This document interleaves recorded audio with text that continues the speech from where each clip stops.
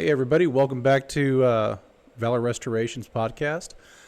Today we're going to talk about the wheel, and it's a little bit out of the lane of what we do normally, but it definitely reflects our underlying values of restoration in all aspects of lives, and this is really just an architectural outcropping of that. So Jeff, what the heck? Why did you decide to undertake the building of the restoration of a badly dilapidated dance hall? Great question. And the honest answer is my wife told me to. To give you a little backdrop, I do what she tells me to do, especially if it means I can grow our business. But yeah, we were badly stuffed for space at our south side of the lake location. We had more customers coming in than we could possibly handle. We had to park literally down the road and walk to park in an easement to walk to the business. We were so packed. So I thought, geez, there's demand here. You know, that this business just won't stop growing. And the wife and I went on a expedition to find additional land. We thought if we could solve the space issue, then we could also solve the talent issue, and we could meet the demands of our customers. And then take on that persona. Mike McHale, nickel in the jar every time I say it. This is Mike saying, the answer is yes, the question is how. So I don't know how to say no to a customer, right? So we needed more space to do that. And right in the middle of the pandemic, I think I want to say March of 2020, Kirsten and I had been looking, and we looked at this place, and we're sitting in it now, and we both thought, oh God, no. we'd have to tear this down. And then after looking, she said, you should go buy the wheel. And it was an early morning, wake up, have one of those conversations. Early morning, yes. Yeah, I said, are you out of your mind? Like, that place needs to be torn down. It's the worst of the worst. No, I don't think so. I think it's got good bones, and I really think you should do it, because then there's all that acreage that goes with it, and you'll figure it out. I think you should do it. And we came back out again and looked at it and looked at each other, and I was, are we going to do this? She's like, I think we should do this. So that's how we got the wheel, was on a whim of Kirsten's, and I think she was right. In the end, maybe we can scroll some photos, but the place turned out amazing. Yeah, I mean, the elevated ceiling. I mean, who had the vision to give you a cathedral-style ceiling in a place which, if you look online, there's still photos of this place in its pre-restoration state. It has a tile ceiling. It looks very dingy, and now it kind of looks like a place you'd want to get married in. Right. I mean, so top notes is do what your wife tells you, because that's worked out. Yeah, I mean, she's always been right, yeah. It's a beautiful building. You'll... book an event here. Tell me more about it, Jeff. Yeah, well, our first desire was to hold up the roof. Like, it was falling critical, in. Yeah, critical.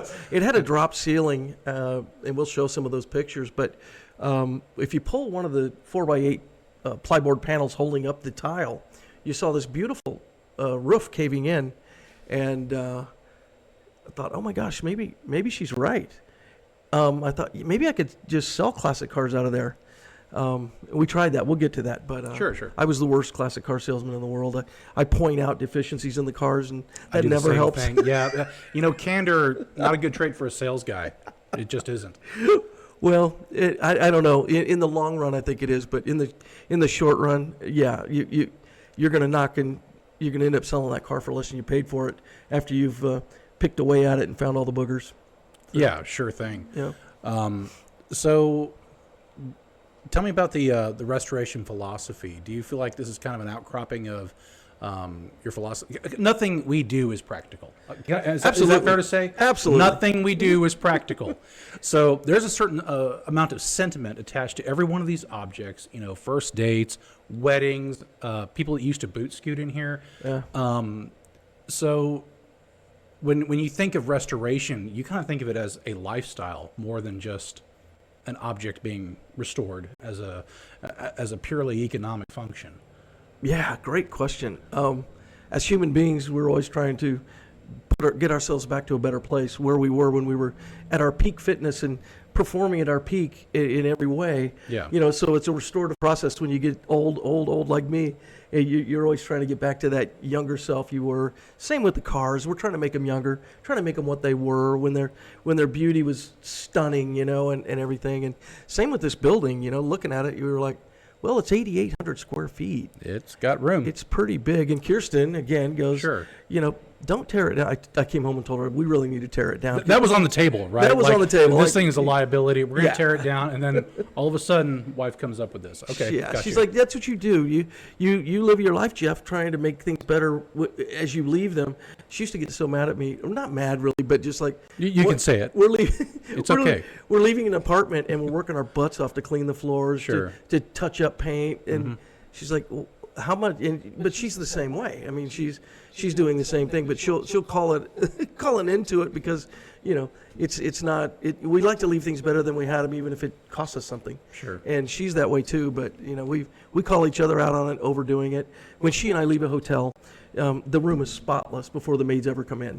That's the way she is. Really? Like beds made? Like beds made, maid service? Kitchen, Oh, wow. whatever. If we're in a timeshare, it is Wow. spotless. They have to do nothing. And that's because her nature is to leave things better than the way they were, which Impressive. is, by definition, restoration, right? You put Wow. things back the way they're supposed to be. You might be the first person I've ever met that actually took a leased room and then completely cleaned it up to maid service quality. It doesn't make a lot of sense financially No. or from your work time. No, I just blow and go. I leave the sheets disheveled. I want them to make sure they know what they have ahead of them. I feel like that's part of my candor philosophy, but I'm glad to know what yours is. Yeah. So how many former patrons have you had come in here misty-eyed and giving you reflections of the romantic nights they had here? Oh, yeah, there's lots of them. And I always ask them, I'm like, oh, you know this place? You've been Yeah, here? yeah. Because I'm trying to figure out all the artists that sang here. And we got some confirmation that some really big names, back before they were big names, Yeah. played on this very stage. Nice. And, boy, it's hard to verify. Because some of these guys come in, oh, yeah, I saw Willie in there. And No footage. you don't believe No yeah, footage. I didn't Yeah. get receipts. So you go see a local historian, he's like, yeah, I think he's right. George Strait was in here when it was Ace in the Hole, apparently. Really? I wasn't around for it. This was built 5 years before I was born. It was partially built in 1961, and the Army Corps of Engineers built Extended a lot more out. before that. Yeah. Yeah. So it's been around a long time, and I've heard Tammy Wynette, I've heard Loretta Lynn, Glenn Campbell, Waylon Jennings. These guys weren't always huge stars. No. And some of them are bigger stars now than they were when they were alive. I am still not a big star. I Jeff. say This Elvis is- played here. No, I'm just still not a big star. I might be, but I'm just not yet. hope so. Yeah, Yeah. hoping to get there. But yeah, all these big names, and people will come in and say, I got married here. It's never looked this good. What'd you do? What's different? They got married with the tile ceiling? I guess. I don't know. That may have come in when the tattoo parlors rolled in. There was a tattoo parlor We here. had a tattoo parlor. There was a bar up here. There was a gaming area over here. There was a tattoo parlor. And that's when we bought it. Okay, wow. That is a supply and demand circle. So you go to the bar to have your judgment impaired, and then you have a handy tattoo shop, and then you can completely lose your life saving by gambling. In gaming back there, yeah. Where they every say a lot vice- of illegal Yeah, card games were being great, played. great. So it's a one-stop shop, and you changed it to a place where people can actually make a good decision, like getting married or celebrating family events. It is amazing how the vices trail each other, isn't it? It sure is. They really do. You don't make great decisions when you have an ink parlor and an alcohol readily available. Absolutely. Hey, and anybody out there in the Canyon Lake or New Braunfels area who can verify, have any receipts whatsoever? Oh yeah, or at that'd least be great. you tell us who played here, who'd you see? I had one gentleman tell me that he was making out with a girl up on the upper deck parking and kicked the shifter lever and it rolled all the way down into Highway 306, which I think used to be the Guadalupe River. So it was quite a trip he was on, and he told me the whole thing. So to your point, Wow. there's stories out there. Some are true, some are not. I'd love to get some more truth, but I tell you, one of the things I would tell you that looking at it, we were like, wow, how do we save this? And we learned about the thing called shoring jacks. I owe it to Rick Garcia for coming up with he's our master fabricator who took 2 To years of support his the life. rafters while you get the cathedral in. Yeah. Yeah, and you're cranking them and holding the roof up and maybe in the far south end, and you Sure. hear a beam on the far north end pop from it moving. So we learned how to Yeah. move them a little more gently so we could save more of them. And I said, Rick, how are we going to do this? What are we going to do to hold that ceiling up? All of this wood is rotting and cracking and breaking. And he said, well, we sleeve the outside and we open up the inside and we do it just like a car. Just like Yeah. if you were rebuilding the rockers, between the torque boxes. And you're taking out the outer rocker, replace the inner rocker, and then, put torque boxes at each ends. My daughter said, Dad, you need knee braces. She's a structural engineer. Yeah. So Courtney said, Dad, you got to get some knee braces up where you have this rectangular. Oh, so the knee brace is up there. They on gave the it the right cathedral left. feel. That was her idea? That's her idea. Nice. And Rick really actually understood it and knew it. I might have been too cheap to tell him yes, being the cheap guy that I am. Sure. And There's enough. I mean, it's she- welded steel. There's enough knee bracing. It's fine. The way that conversation probably went was I would go to Courtney, my beautiful daughter, Yeah. structural engineer, and say, hey, can I get away with this the way it's, and she would say, no, Dad, you need knee braces. That will not stay there.